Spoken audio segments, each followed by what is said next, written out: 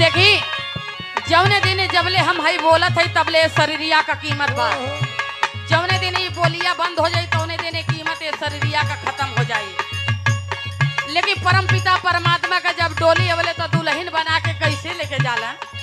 वही दिन गम का बदरी घेर ले ले। लेकिन कैसे कहता, कैसे कहता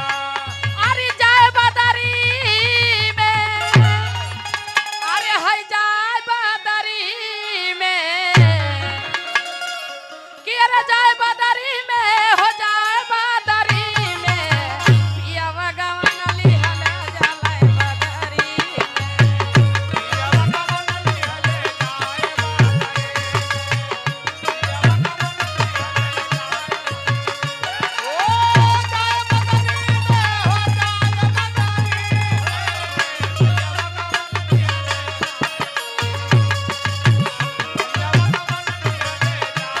अरे जाए बदरी में, हो जाए बदरी में, पियावा गवन लिहला जाला बदरी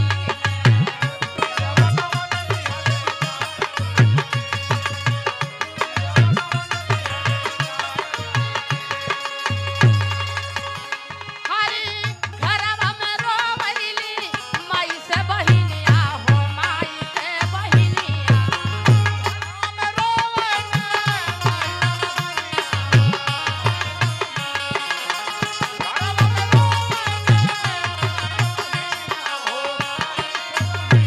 अरे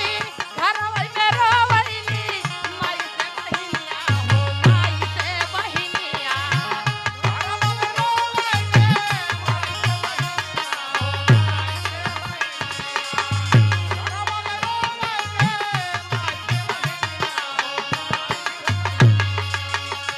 अरे भाई बाप रोवेला,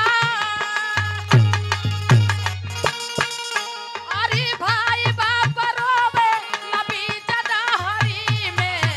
पियावा गवन लिहले जाए बदरी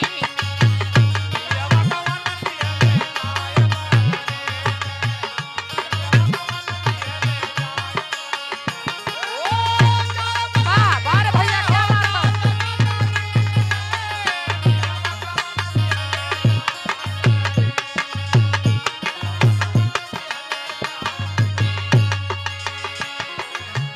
बहुत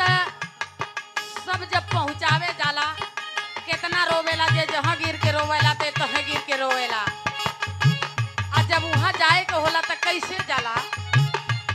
कहता कैसे कहता